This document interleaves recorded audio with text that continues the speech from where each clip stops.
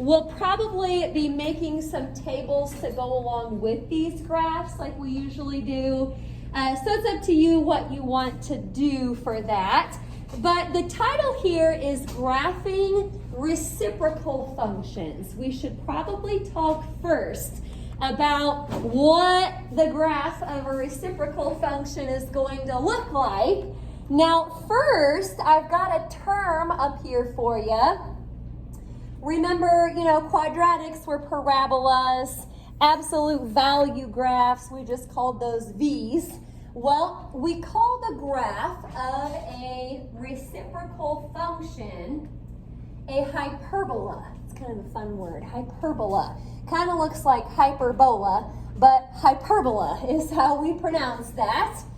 Now, I realize we also haven't really talked about what a reciprocal function is. So I'm going to put kind of a visual up here. You can copy this down if you want to, or if you just want to kind of look at the graph, that's fine. But this right here might be kind of nice to write down. We could call this, I suppose, the parent graph of a reciprocal function, or the parent function for reciprocals. Basically, it's the reciprocal because you're flipping it over. It's not just x, it's 1 over x. So this again is kind of like the parent graph. Now you can see from the graph, and I'm going to be a little more picky about the arrows. They should really have arrows on each side there. But these hyperbolas are in 2 parts. So I've got one part of the graph over here, the other part over there. It's 2 parts, but it's really just the graph of one function.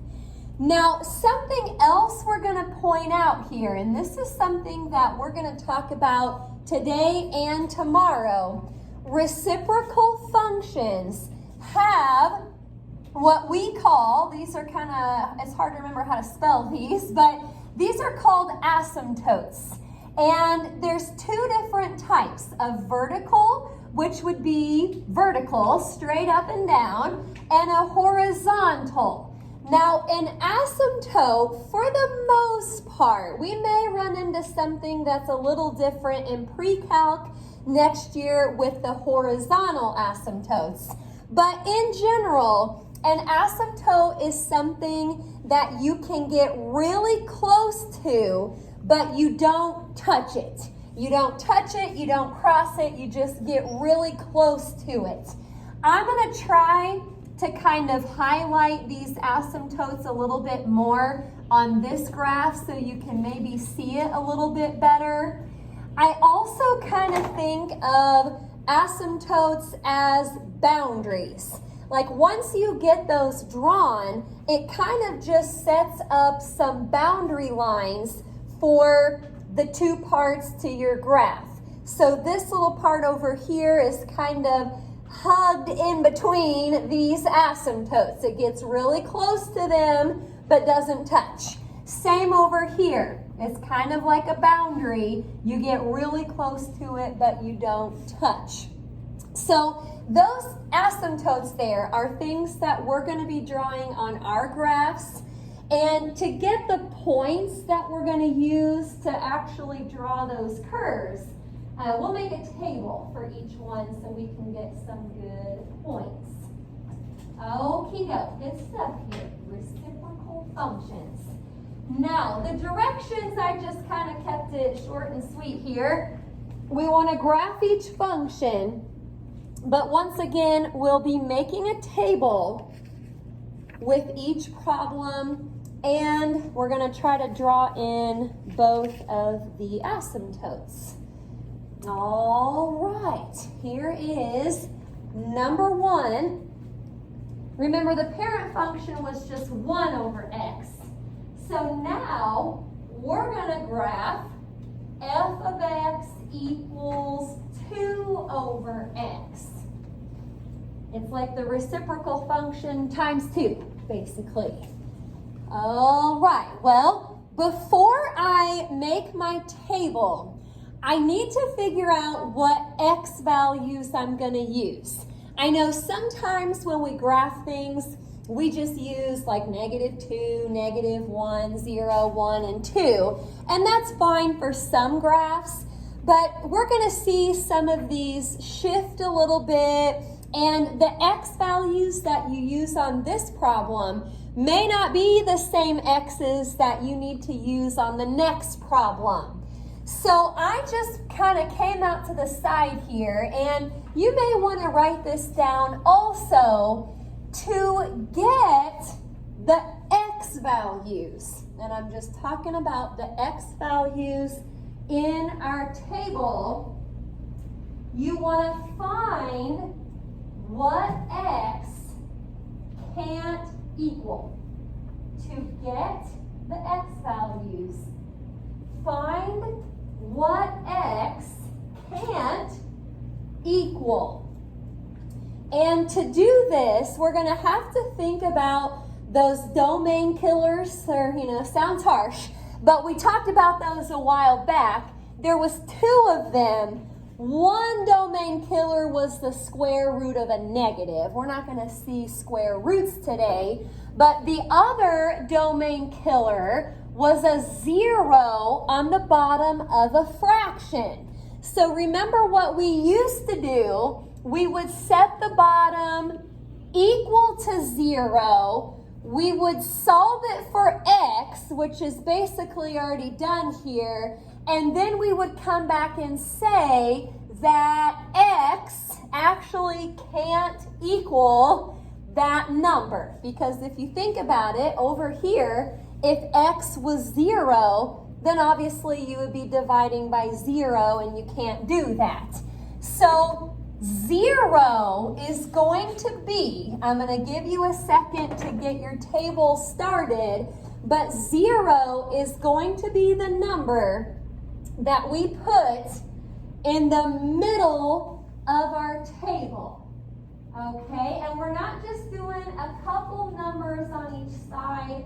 We're going to do, bless you, we're going to do 3 numbers that are bigger, 3 numbers that are smaller. Because these hyperbolas are in 2 different parts, we really need to get a few points on each part in order to draw a nice looking curve. Okay, so I've got the x column, the column where I plug in the x, and then the y. So x can't be 0. I'm putting it in the middle of my table, and I'm going to pick 3 numbers bigger. So 1, 2, and 3, those would be the next 3 numbers bigger. And then 3 numbers smaller. So -1, -2, -3. Yes? Do you have the negatives or the positives on the top? Perfectly fine. Yeah, that's a good question. If you had it flipped, it's fine. You'll end up with the same points, and our graphs will look the same. That works. Well, let's start plugging them in. Put a 3 right there for x. 2/3. I went ahead and got some decimal approximations for these fractions. That's like a 0.6 repeating, but I just wrote about a 0.67 for that. Okay, put in a 2. 2 divided by 2, that's nice. That's just going to be a 1. And then plug in a 1 for x. 2/1 is 2. Okay, then I get to this one. I plug in a 0 for x. You could try to type this in, but your calculator is going to give you back an error. That's because it's undefined. We'll talk about what that means on the graph here in just a second. It is undefined at 0. Okay, let's plug in the rest. 2 divided by -1 is -2. 2, remember that was part of the function there, so the 2 is there the whole way through. You're just dividing it by different numbers each time. That should give me a -1. And then 2 divided by negative 3, that's just like a negative 0.67-ish. We're going to have to kind of estimate where those go. I'm going to give you a second to get your coordinate plane started. Now, I like to draw the asymptotes before I graph the points. I'm not saying you have to do it that way, but the asymptotes set up like our boundary lines.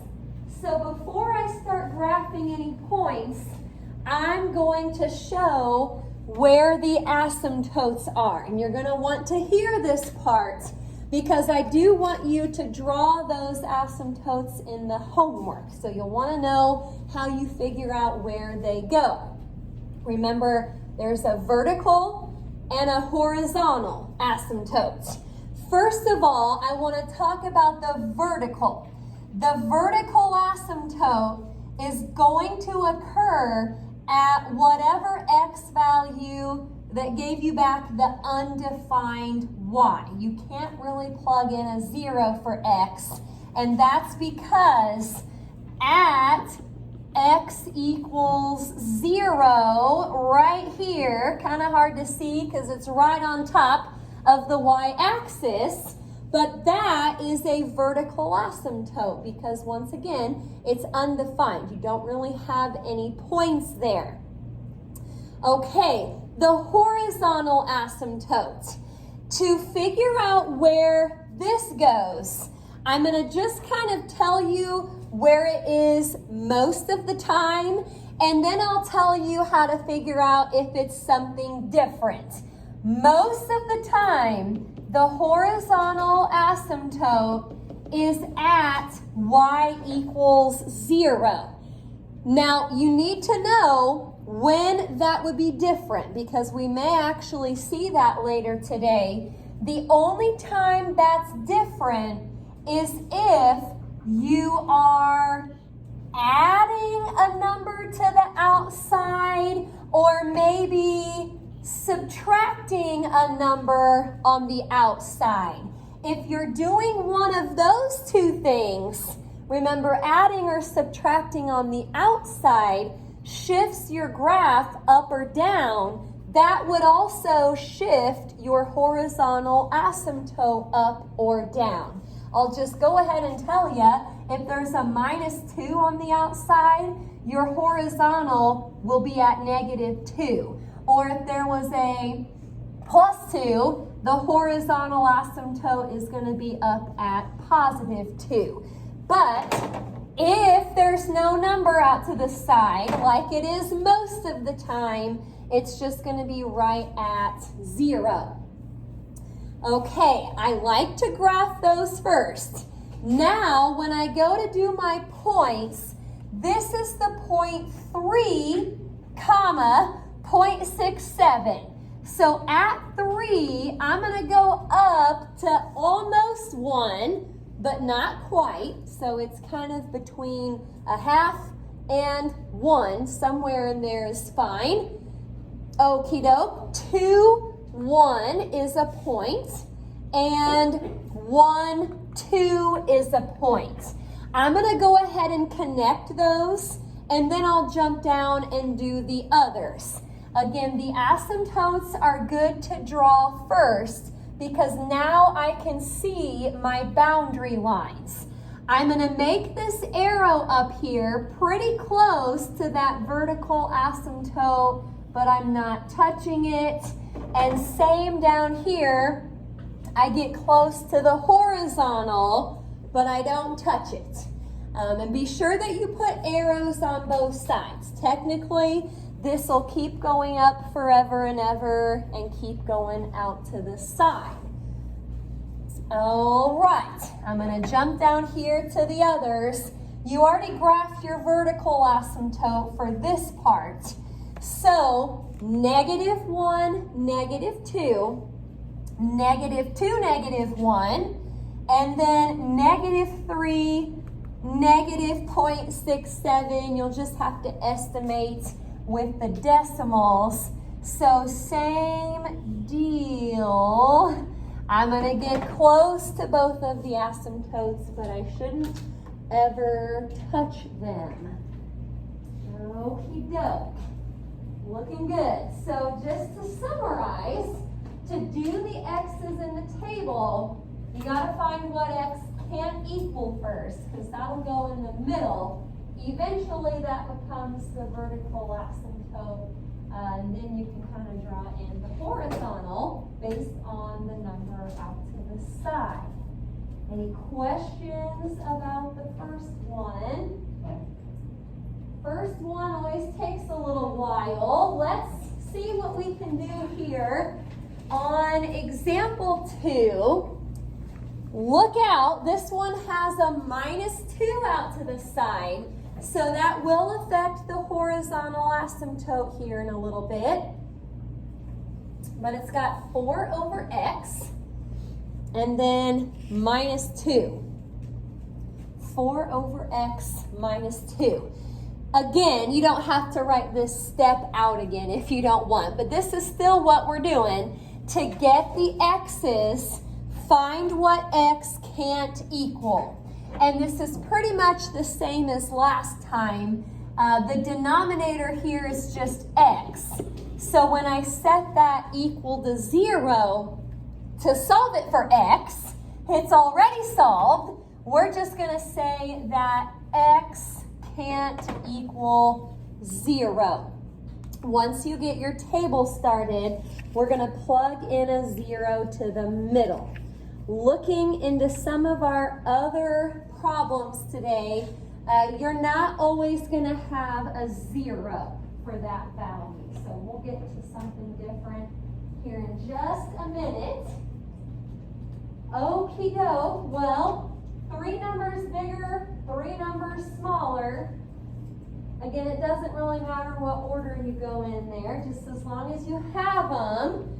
Now, a little bit more to do maybe on my calculator this time. For this first x, I'm just going to type in 4 divided by 3, enter. I don't like to do too much at once. So that's like a 1.3 repeating, but then I subtract 2, and it's like a -0.6 repeating. So I just said -0.67. Okay, it's a good idea to try it out on your calculator. Make sure that you're getting back the same numbers. Now 4 divided by 2 is 2. 2 minus 2 is 0. Alrighty, 4 divided by 1 is 4. 4 minus 2 is 2. You can try to plug in the 0, but you're going to get back an error. That's because, again, that'll turn into your vertical asymptote. Now, plugging in a -1, divide first. 4 divided by -1 is -4. And then subtract 2 from that, so you get a -6. Okie doke. 4 divided by -2 is -2, but then you have to subtract 2, so that should be a -4. Okie doke. Last one. 4 divided by -3. Well, again, I would just do that on my calculator first. That's like a -1.3 repeating minus 2. That would be -3.3 repeating. Okie doke. On my coordinate plane, I should have gone down a little bit further to reach a -6. I'll have to just kind of draw that in. But if you're just now drawing your coordinate plane, make sure you reach -6 somehow. You don't need maybe as many values at the top. It doesn't go up too far, only to a 2. But it does go down to -6. Okie doke. I'll let you get that going here. Before I do too much, now Again, I like to draw the asymptotes first, so when I connect my points, I can see where I need to go. Vertical asymptote always comes from this value that x can't equal, so that happens to be 0 again. Hello there. Thanks. You can jump in with us. This is section 8.2 here. Now, the horizontal asymptote. This is what we were talking about earlier.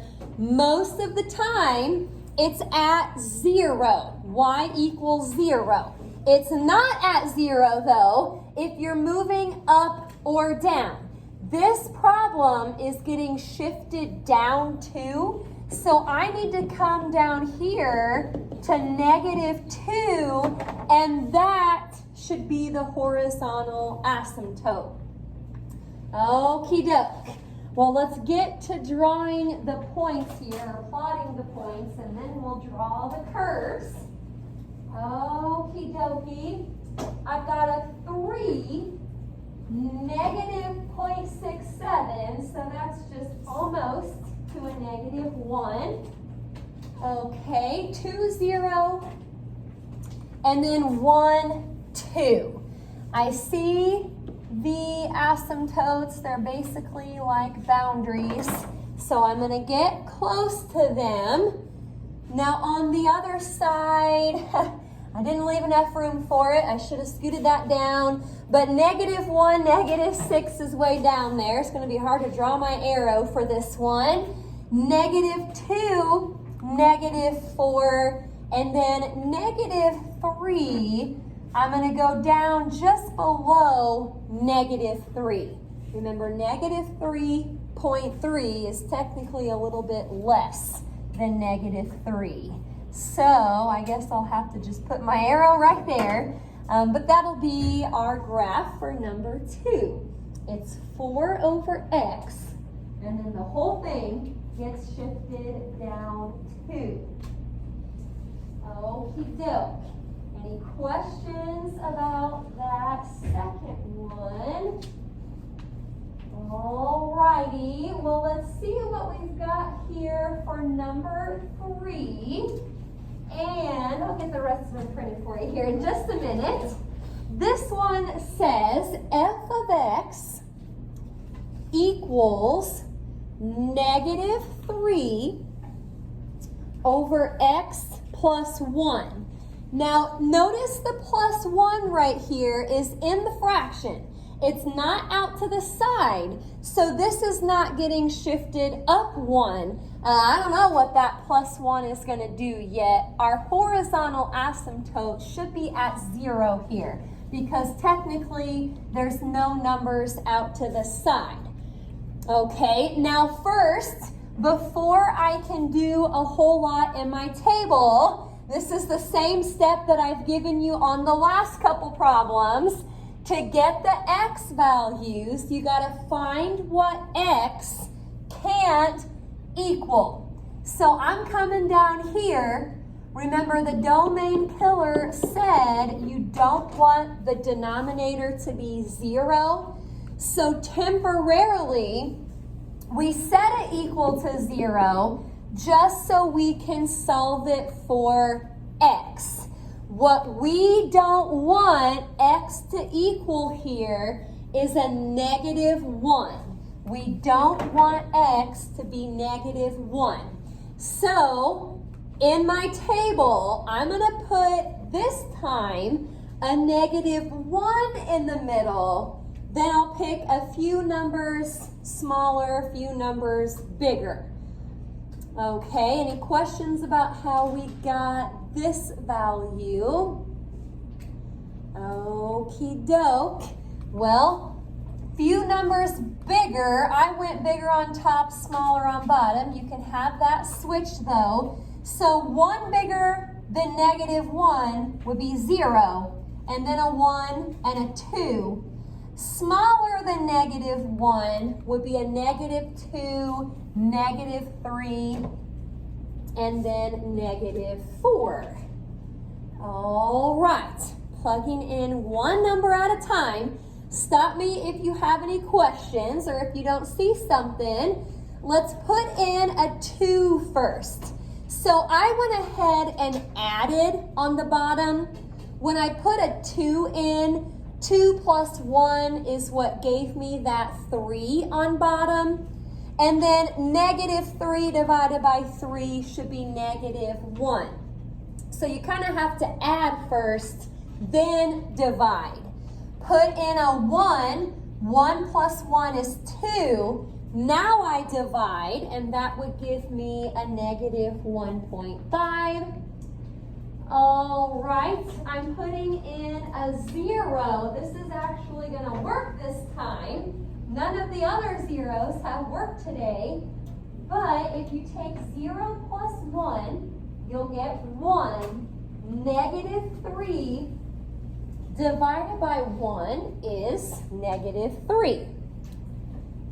Okie doke. Now I already kind of know that x can't be negative 1, so that's going to be undefined. That'll turn into our vertical asymptote. If you tried to put it in, you would get a 0 on the bottom. Okie dokie. Negative 2 plus 1 is negative 1. Divide that out. Watch your negatives. That should turn into a positive 3.